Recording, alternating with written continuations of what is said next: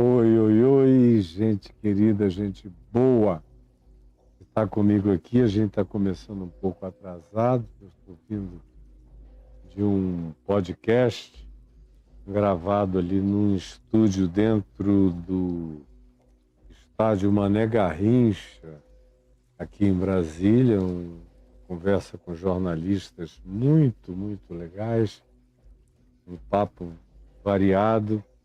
Que era para ser de 1 hora, acabou sendo de 2, e foi por isso que eu me atrasei, junto com a Clarinha, que me acompanhou até lá. Fez, inclusive, algumas imagens que estão aí nos meus stories no Instagram. E por isso a gente está começando com, meu Deus, com 1 hora e tanto de atraso, já são 15 para as 2. Eu não quero perder tempo, quero entrar objetivamente, só lembrando que nós estamos na parte 5, falando sobre divórcio, e eu já falei sobre o divórcio impossível, que é aquele onde há amor, ninguém se divorcia. Amor naquelas várias sequências, fases e processos que eu anunciei na quinta-feira passada para você aqui, o Eros, o amor filéu, que acaba na relação conjugal produzindo o amor storge, que faz de DNAs diferentes um corpo só, como se fossem quase que irmãos eróticos e irmãos fraternos. Aí quando tem filhos, esse cimentamento é muito mais forte ainda, e o desenvolvimento da dimensão erótica, com a dimensão fraterna, com a dimensão parental, cuidar dos filhos, vai amadurecendo essa conjugalidade. E normalmente, quando se trata de gente minimamente boa, gera aquele amor sublime, e é o amor que faz com que você não precise mais ter uma esposa saudável para querer ficar com ela. Eu conheço mulheres que chegaram aos maridos depois de anos de casamento e disseram: olha, eu fui diagnosticada com um câncer complexo e eu vou ter que mexer em tudo. Aí fica por ali, vai o tratamento, marca a cirurgia. Uma delas nos contou, a minha mulher, e quando o indivíduo viu que ela ia ser toda aberta e eu mexer nela toda, ele disse: olha, desculpa, estou indo embora, porque eu não tenho a menor vocação para ser casado com uma mulher doente.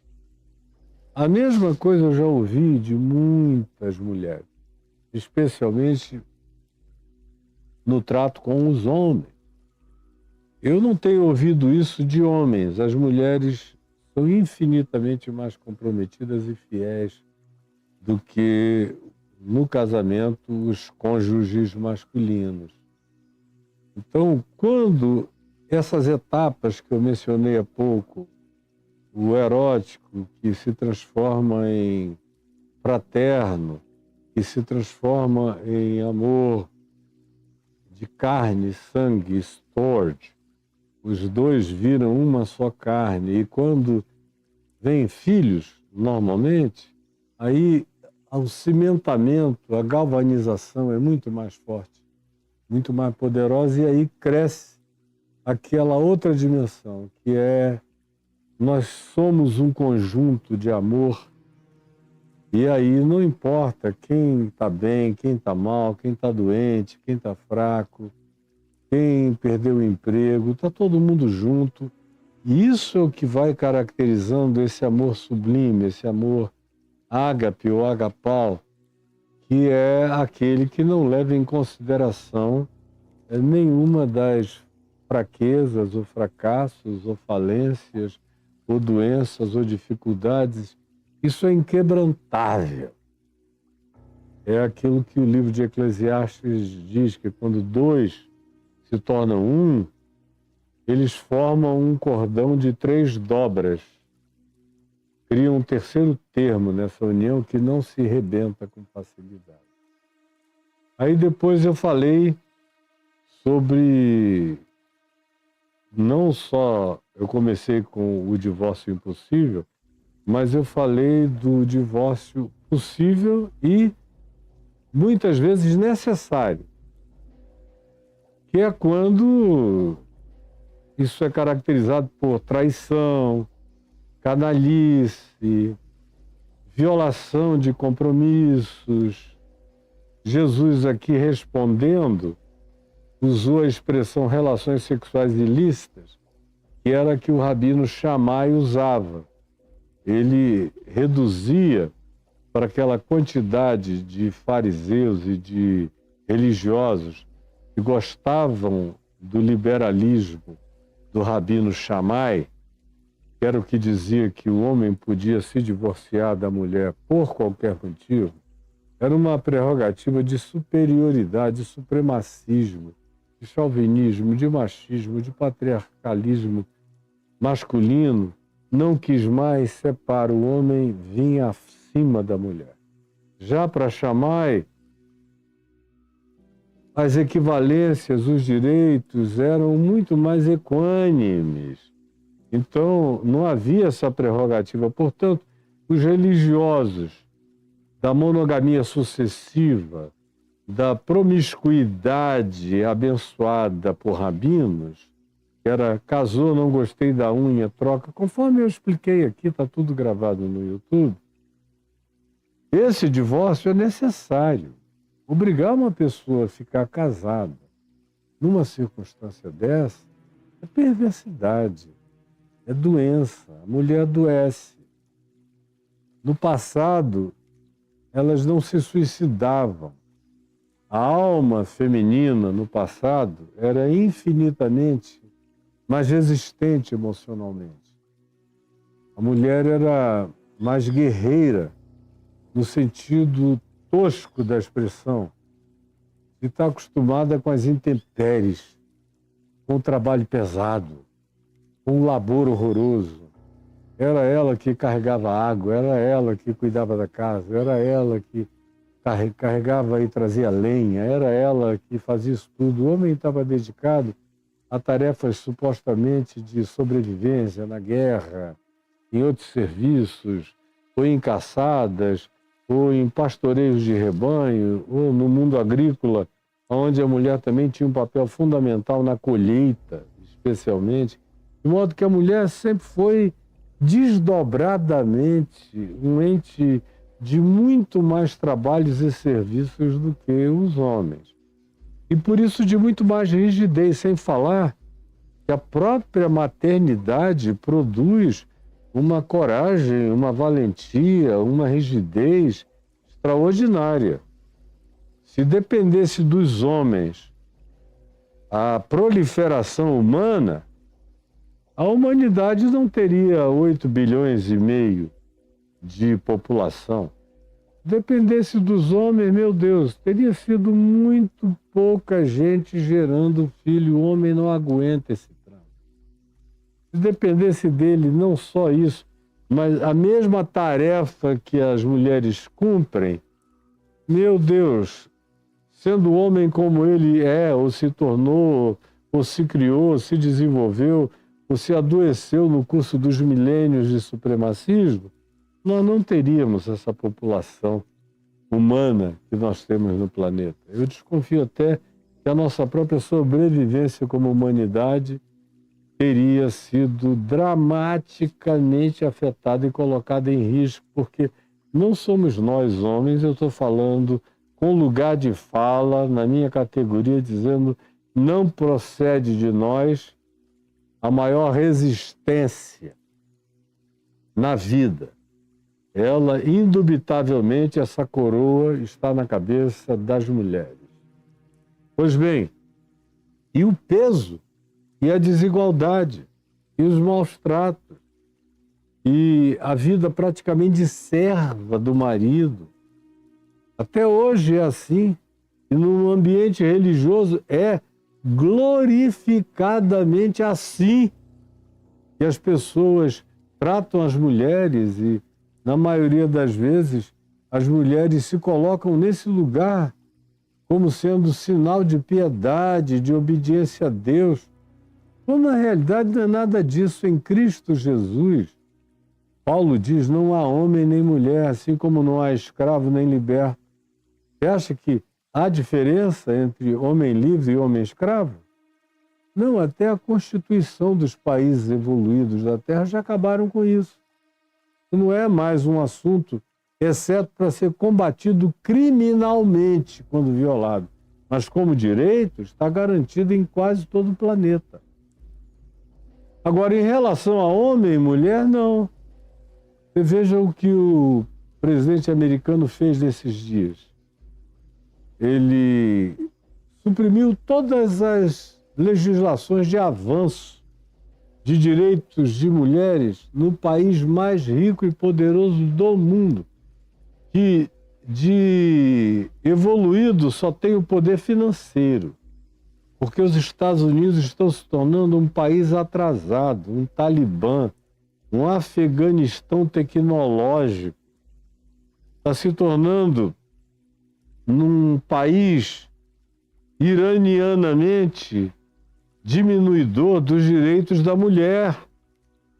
Está se tornando horroroso, com patrocínio dos crentes, com aplauso dos crentes, crentes homens e crentes mulheres, porque tem muita mulher machista, chauvinista, nos Estados Unidos da América. E aí agora mulher também, mulher trans não pode mais servir o exército. Daqui a pouco eles vão dizer que mulher não pode mais votar nos Estados Unidos da América, porque em 20 dias a quantidade de supressão de direitos femininos conquistados durante todo o século XX nos Estados Unidos foram derrubados com uma canetada de um ditador escondido atrás de um regime democrático, mas é um oligarca ditatorial, perverso, cercado de ministros oligarcas, todos nazifascistas, chauvinistas, supremacistas, perversos. É um negócio horroroso. O que está acontecendo é inacreditável. Era impossível de você crer que uma coisa dessa fosse acontecer nos Estados Unidos da América. Agora, entendam como os crentes têm poder de dizer, ó, nós te damos a eleição, nós seremos o elemento pendular que vai definir a eleição em teu favor, mas olha a nossa pauta aqui. Não tem nada a ver com direitos humanos, dos quais os Estados Unidos saíram. Não tem nada a ver com ciência e saúde, dos quais os Estados Unidos saíram, deixando a OMS. Não tem absolutamente nada com igualdade entre homem e mulher, porque em Cristo Jesus, como diz Paulo em Colossenses, não há homem nem mulher, são todos iguais. Ou como ele diz escrevendo aos Coríntios, que o homem não é maior do que a mulher, nem a mulher do que o homem, porque assim como, de acordo com Gênesis, a mulher foi tirada do lado do homem, da costela do homem, arquetipicamente falando, o homem é nascido de mulher, e Paulo diz, para que entre ambos haja interdependência. Então, quando ele fala em Efésios 5, em Colossenses, o Pedro fala na primeira epístola sobre submissão da mulher ao homem, ele está, sobretudo, tentando fazer uma adaptação mínima, diminuindo a persecutoriedade dos judeus em cima das comunidades gentílicas, porque era uma perseguição de Rottweiler, de bicho canino raivoso, de pitbull, de feras que ficavam cheias de ódio quando qualquer concessão era feita na direção de qualquer um, e também da mulher, da esposa ou da mulher do sexo feminino. E também no mundo greco-romano. onde havia uma certa liberdade para a mulher, mas não se admirem, nem tanto.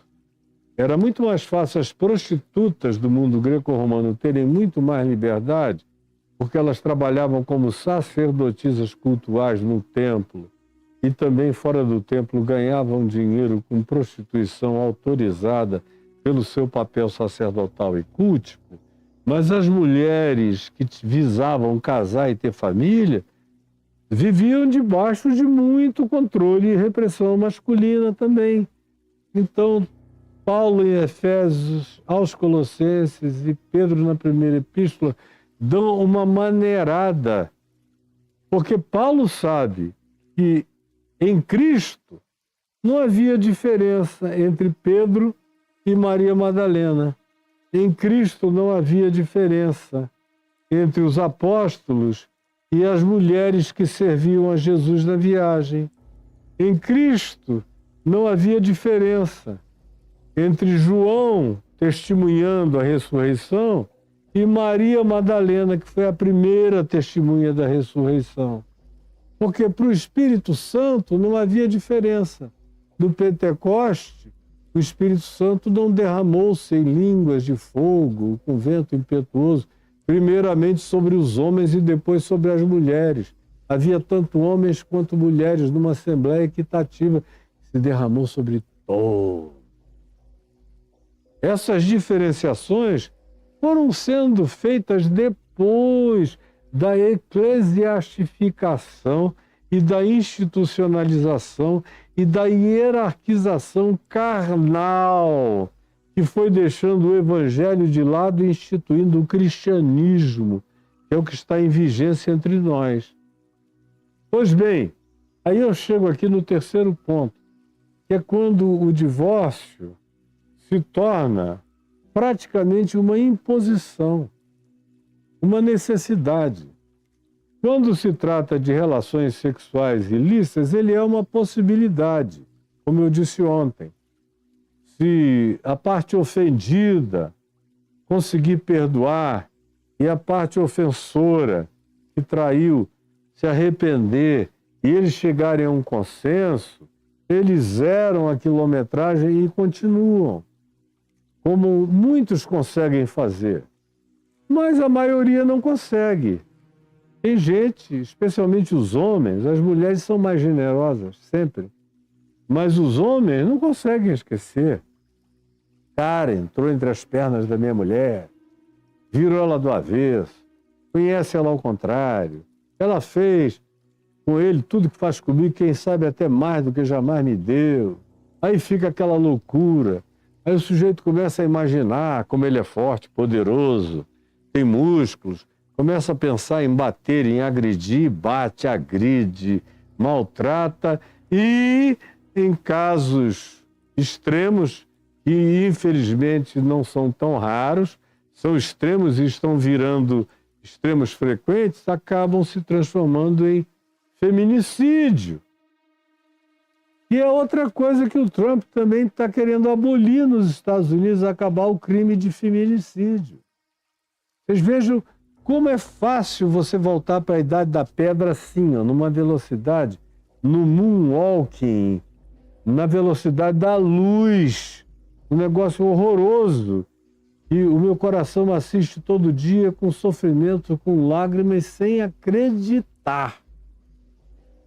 Agora, preste atenção no que eu estou dizendo. Existe aquele caso em que o divórcio se transforma em condição sine qua non para que se preserve minimamente a saúde dos cônjuges. Em alguns casos, a saúde do cônjuge masculino. Quando ele é tão mal casado, com uma pessoa tão feiticeira de maldade, de perversidade, e aí a gente tem que abrir um parêntese e dizer que a maldade masculina, a canalice masculina, o descaso masculino, o abuso, a violência, a estupidez são infinitamente maiores, mais recorrentes. Por outro lado, a gente também tem que ser honesto e dizer E quando uma mulher opta pela maldade, pelo ódio, pelo rancor, pela vingança e pela atitude diabólica, demoníaca, às vezes eu conheço mulheres que se tornam incomparavelmente perversas quando elas atingem esse nível. Graças a Deus é numa quantidade muito menor do que aquela que a gente vê afligindo e atingindo os homens. Mas quando acontece, sai da frente, porque frequentemente o negócio fica horroroso. E aí é condição sine qua non.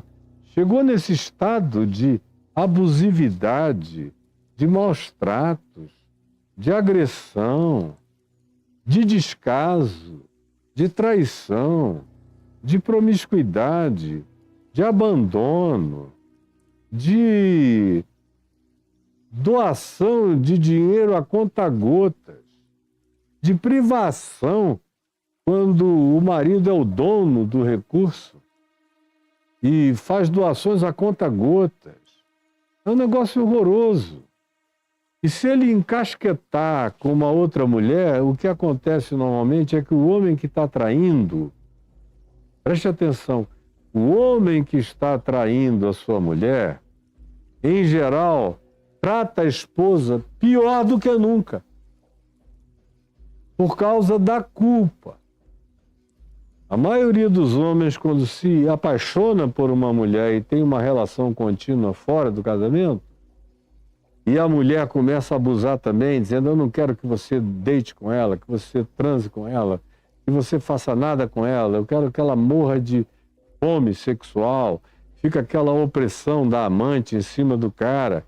E aí ele vai para casa com raiva da esposa. Meu Deus, eu podia estar me repastelando, tenho que voltar para essa casa. Às vezes a mulher é uma gracinha, legal, mas tanto faz. Se ele estiver enlouquecido de desejo carnal e apaixonado pela outra mulher, ele tende a evocar ciúme, raiva, suspeita, maus tratos contra a esposa que não está fazendo nada, a não ser cuidando da casa, criando os filhos, trabalhando, se esforçando e tentando oferecer o melhor, e é maltratado horrorosamente. Vocês que estão me vendo sabem disso. Quem tem o mínimo de maturidade aqui me assistindo sabe como é que acontece. Aí, nessa hora, minha gente, isso se torna condição sine qua non. Esse divórcio é indispensável. Ele é mais do que necessário. A continuidade gera todo tipo de doença, gera angústia. Não é raro você ver mulheres que ficaram tão abusadas e foram tão maltratadas que aí se viciam em barbitúricos de todas as naturezas, aí precisam de quantidades cada vez maiores de remédio para dormir, aí para acordar precisam de remédios para acordar, para se movimentar durante o dia precisam de fármacos eletrizantes e vão só aumentando a dose. Isso não cura coisa alguma. Se busca um aconselhamento do pastor ou da mulher do pastor, o conselho é: aguente firme, minha filha, fique aí. E a pessoa vai sofrendo, vai sofrendo. Chega uma hora que vai perdendo os filhos vão crescendo e dizem: eu não quero nem de longe fazer parte dessa casa. Eu não sei como é que a minha mãe aguenta. E tem filhos que ficam com raiva da mãe porque ela aguenta. Outros ficam, obviamente, com ódio do pai porque ele perpetra essas maldades. E aí os garotos vão evadindo-se e ninguém quer voltar para uma casa de perversidade.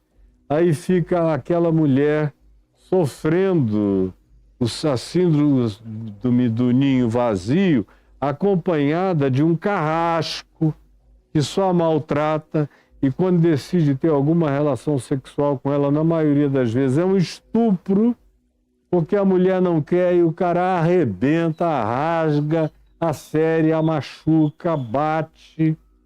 Aí você vai ficar em nome de quem nisso aí? Só se for para fazer, preste atenção, só se for para fazer a vontade do diabo, é que se recomende que você fique numa escravidão dessa.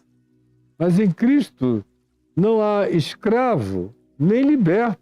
Está todo mundo liberto assim, portanto, em Cristo não há homem nem mulher. Todos estão igualados em Cristo Jesus. Se isso é insuportável para um homem, querer que ele se submeta a um estado de coisas tão desumano e tão perverso, por que se quer impor isso sobre a mulher? Não aceite sob hipótese nenhuma. Eu já atendi a milhares de mulheres e sei que a maioria delas chega quando não tem um emprego formal, com um salário digno que lhe dê a possibilidade do sustento de si mesma e dos filhos, a maioria vai ficando no encarceramento dessa cela familiar por causa da falta de autonomia financeira para ir embora. Mas não aceite isso. Não aceite. Justiça. A gente tem recursos hoje em dia. Para esse cara, ou paga o que tem que pagar ou vai para a cadeia. Ou assume a pensão que tem que assumir, ou vai preso. Ou assume o compromisso com os filhos que tem que ter, ou vai ser colocado em situação de restrição, em prisão mesmo. Porque é inadmissível que um ser humano masculino gere filhos e porque ele decidiu desgostar, abusar, deixar, vilipendiar a esposa, ele agora não reconheça mais os filhos que com ela teve. Tem que haver o peso da lei esmagando uma canalice perversa dessa natureza. E não brinque de fazer concessões a esse respeito, jamais. Esse divórcio é necessário, é fundamental. E a continuidade, tem igrejas por aí, como a Congregação Cristã do Brasil, Igreja Maranata, algumas igrejas pentecostais. Maranata que eu digo é a de Vitória no Espírito Santo, Cristã Maranata. Não é lá do Rio, do meu amigo Paulo Brito. E outras igrejas pentecostais variadas e bem tradicionais que dizem o seguinte: tá bom então, filha, você não está mais aguentando apanhar tanto do seu marido, pode deixar, mas também não casa com mais ninguém, não transa com mais ninguém, nunca mais beija uma boca, você só está com 33 anos, mas você vai se consagrar ao Senhor no grupo de oração até os seus 90. Faz logo um cocó na cabeça e fecha os olhos para a vida. E aí, meu Deus, quem é que está apto para esse conceito? Para virar uma eunuca? Para virar um eunuco? Jesus diz, são poucos os que estão aptos para esse conceito. Poucos. Por exemplo, como eu disse ontem, a mulher samaritana, aquela lá do poço, de João 4, não estava apta para esse conceito. 5 maridos já tiveste, e este que agora tu tens não é teu marido, isso tu disseste com verdade, mas chama. Quem está chamando não é Moisés, sou eu, Jesus. Que conheço a dor humana, a angústia humana, a infelicidade humana, a tristeza humana. Sou eu, Jesus, que estabeleci que sem amor nada tem sentido. Nem a fé, nem a sabedoria, nem a ciência, nem o conhecimento, nem o altruísmo, nem a filantropia, nem o espírito de martírio e de sacrifício, como diz Paulo em 1 Coríntios 13. Tudo isso mencionado por ele ali, sem amor, nada aproveitará. E o casamento, que é uma instituição de amor, porque que é a única que sem amor aproveita. E a gente tem que forçar dois a ficarem juntos, na iminência de que alguém seja morto. Só na mente de Satanás é que esse possa ser um conceito aceitável, mas não na mente de Cristo. Não na prática de Jesus. Em Jesus, quando um homem trata uma mulher com essa maldade, o casamento já está desfeito. Com juiz, sem juiz, com sacerdote, sem sacerdote, com igreja, sem igreja. Aliás, sacerdote, igreja, tudo isso é uma invenção do cristianismo para cá. Antes disso, quem casava os filhos eram os pais. E mais ninguém, em qualquer lugar. Era um compromisso de dois, e o pai e a mãe diziam amém, amém, amém. Desde os primórdios dos tempos foi assim. Como é em qualquer tribo indígena, como é em qualquer aldeia primitiva do planeta, a primitividade, a ancestralidade foi o que determinou a união que nos trouxe até aqui e que produziu esses 8 bilhões e meio de seres humanos que habitam esse planeta. Não foi o cartório, nem o juiz, nem o rabino, nem o sacerdote, nem o pastor de nenhuma natureza. Isso é invenção de controle da religião sobre a alma das pessoas. Mas eu estou te dizendo, em nome de Jesus, assumindo a minha responsabilidade diante de Deus, eu estou te dizendo, dizendo a você, se você vem sendo maltratada desse jeito, esse casamento já acabou. Demande os seus direitos e caia fora disso já. Não há a menor necessidade, em nome de ninguém, a menos que você queira servir ao desejo de Satanás, que vem para matar, roubar, destruir, humilhar, espezinhar, acachapar, esmagar, fazer você perder a vontade de viver e ter desejo ardente de morrer e de se suicidar. Além de que, preste atenção, os seus filhos vão preferir muitas vezes serem filhos criados por uma mãe divorciada dignamente, embora o pai muitas vezes seja um canalha e nunca mais apareça, mas eles vão preferir, vai ser mais saudável para eles isso, do que serem forçados, enquanto não têm autonomia de vida, a existirem nesse campo de batalha entre duas trincheiras, aonde a do homem é municiada com canhão e a mulher, no máximo, tem um estilinguezinho para se defender quando tem. É uma perversidade tão revoltante que a maioria deles vai embora e não quer nunca mais saber de nada. Especialmente daqueles que eram os tais dos princípios religiosos do pai e da mãe, que forçaram aquele abuso em nome de Deus, de um Deus que, sinceramente, eu sei que é o diabo. Porque o Deus e Pai de Jesus Cristo não quer ninguém vivendo assim, não pede de ninguém que viva assim. Tem mulher de pastor se suicidando, porque não aguentam o abuso e não podem pedir divórcio. Aí começam a tomar tanto remédio, que vem a overdose e às vezes não é inconsequente nem inconsciente, às vezes é, hoje eu vou triplicar a dose, tomara que eu não acorde nunca mais.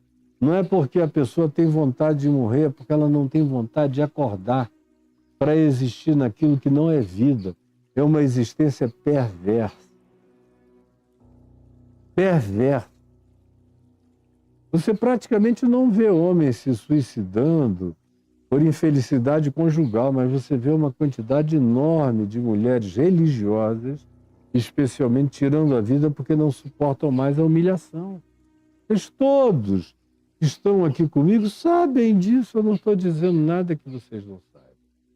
Mas eu queria que você pegasse esses programas sobre divórcio, vocês mandassem para as mulheres que vocês conhecem que estão sofrendo horrorosamente dessa maldade.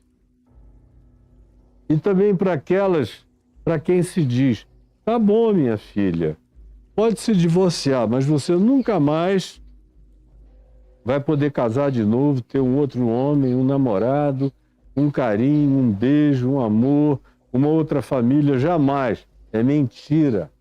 É mentira. É mentira. Tem gente aí, especialmente no Brasil, tem uma garotinha que, meu Deus, ela deve ter alguns parafusos a menos, mas ela fica advogando essa tese aí na internet de tudo é pecado, tudo é pecado. Deve ser uma infelicidade. Eu não sei se ela é casada, eu não sei se algum homem aguentaria casar com aquela pessoa, com aquela criatura. Parece ser um ente de uma insalubridade psíquico-espiritual que é impossível de haver um convívio conjugal. Mas ela é apenas uma das representantes de uma mesma coisa que é dita para muitas mulheres. Então, se você conhece gente sofrendo disso, pegue essa sequência de divórcio e mande para a pessoa entender, em Cristo e no Evangelho, quais são os direitos que ela tem. E que ela não está atrelada apenas ao que está dito em Marcos 5, em Mateus 5, nem em Mateus 19. Ela tem Jesus como chave hermenêutica interpretativa.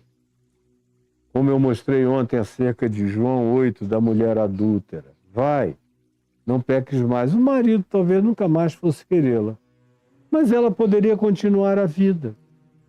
E não é porque Jesus estava propondo que ela se tornasse eunuca, porque Jesus sabia que muito pouca gente está habilitada para viver uma vida sem sexo. A maioria precisa de sexo como quem precisa de pão, de água, de sono, de descanso. Para a maioria das pessoas faz parte natural nas proporções e nas intensidades da saúde relacional. Não é o tempo todo, como eu preciso de água várias vezes por dia, preciso comer comida várias vezes por dia. Não, cada coisa no limite da sua própria pertinência e salubridade de prática. Mande para essas pessoas. Eu sei que os religiosos ficam com ódio de mim, mas é na presença do meu Pai, é na presença do meu Deus, é na presença do Deus a quem Jesus chamou de Abba, de Pai, é na presença de Cristo Jesus, que tratou meretrizes, adúlteras, pecadores e pecadoras, mulheres como a samaritana e vários outros que tinham tido vida sexual abundante, a quem ele regenerou, restaurou, redignificou e libertou para viverem uma vida saudável, sadia, com equilíbrio, com direito ao amor e aos bons tratos. Você acha que Deus não quer justamente isso? Que você tenha direito ao amor e aos bons tratos? Quem é o pastor canalha, mentiroso, que não aguenta um tete-a-tete, por exemplo, comigo, eu e ele aqui? Ele não me suporta. Ele não tem argumentos.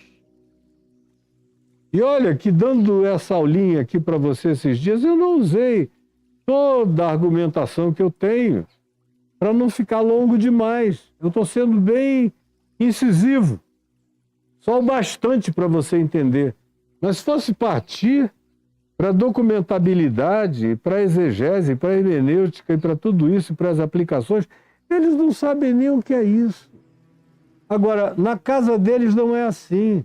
Eles têm uma mulher para consumo, como eventualmente a esposa do pastor que se suicidou semana passada numa overdose, não aguentava mais os casos, as traições, as mentiras, a subordinação dela em silêncio, sabendo que o cara variava os vínculos com as amantes, e ela aqui e ali sabia, tinha que engolir.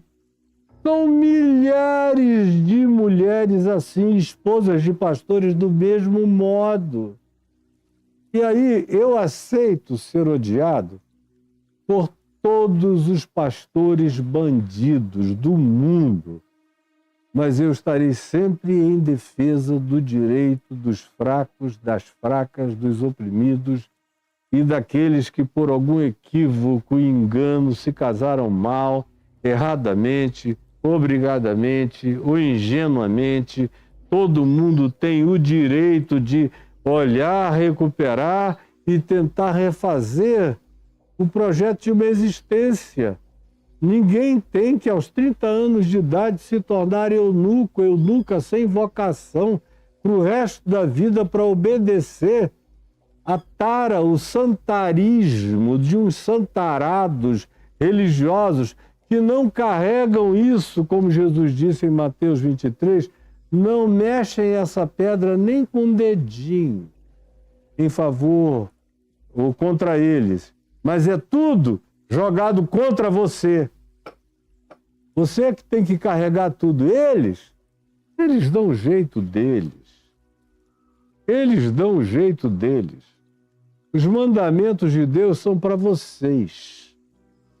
Para eles dizem, eu já estou aqui pregando, fazendo isso. Deus está me devendo favores porque eu consegui criar essa mega congregação. Então, tem gente aqui pensando que eu sou de Deus. Isso aqui tudo conta em meu favor. Eu tenho crédito para ter uma amante, 2 amantes, 3 amantes. E a minha mulher que calha a boca. Eu não estou inventando nada. Vocês sabem como a banda toca. Agora, esse é o divórcio necessário. Ele se transforma em condição sine qua non. É uma questão de saúde e de preservação da alma. Não praticá-lo é a certeza da doença e da morte prematura, da somatização e, eventualmente, até da loucura feminina. E muita loucura feminina que decorre disso aí, como no passado, a grande enfermidade, o grande transtorno psíquico das mulheres no passado era a histeria. Era a mulher que engolia tanta repressão, e o marido a oprimia tanto, e não havia legislação nenhuma em favor dela, nem na Constituição, nem na religião, nem em grupo nenhum, e ela vivia como uma escrava da conjugalidade. Aí a única situação de escape era o desenvolvimento do transtorno chamado histeria.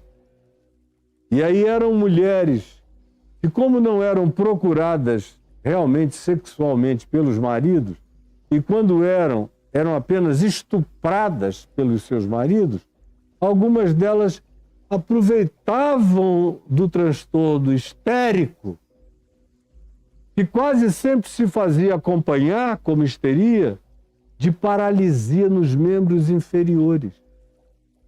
Aí a mulher, pelo menos, tinha uma desculpa.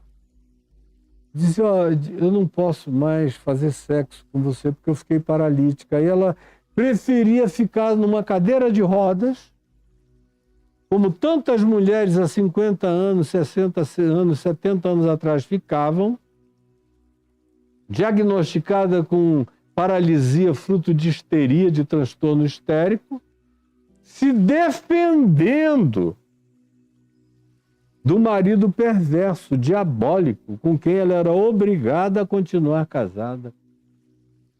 Não aceite mais essa obrigação. Em Cristo Jesus, essa é uma desnecessidade total. E em nome de Jesus eu espero que você entenda e que o que eu esteja dizendo hoje aqui sirva, ajude, liberte, traga luz, graça e saúde humana e familiar, e dos males seja o menor, e traga consigo uma redução de danos significativamente expressivo. O que você não pode é continuar se matando todo dia do jeito que você vem fazendo. Eu paro aqui hoje. Eu teria tanto a falar sobre isso. Se você entrar aí no meu portal, no caiofabio.com.br, não sei se dá para Clarinha mostrar o portal, tem lá em cima um link escrito textos. No caiofabio.com.br tem textos. Mostra aí, Clarinho, o branquinho de texto. Ali em cima tem uma lupa. Você pode escrever divórcio. Dá para você escrever, claro? Divórcio. Clica agora aí. E tem centenas de respostas minhas. Centenas sobre divórcios e as circunstâncias desses divórcios e traições e abandonos são as coisas mais horrorosas. Você não consegue nem imaginar. E é tudo coisa de dentro de igreja. Não é do lado de fora, é de dentro, é de crente. São milhares de cartas. Pode ir clicando aí nos botões embaixo e você vai mudando o que vem aparecendo dentro dessas rodas aí.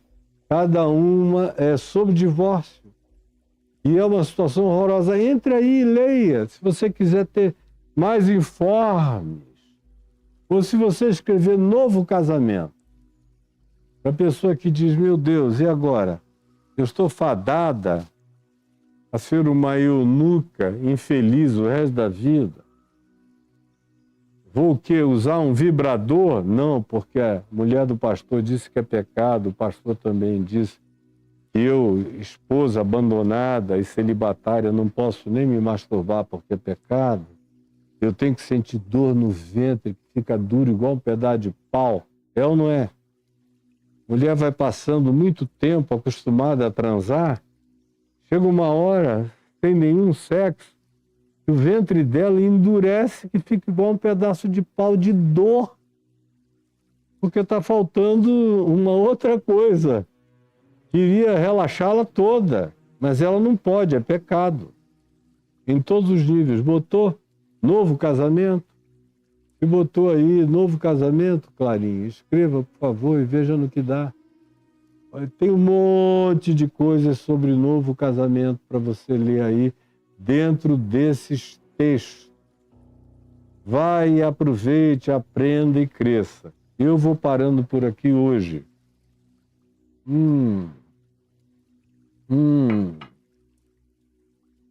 Gostoso. Eu estava precisando de uma coisa para me refrescar.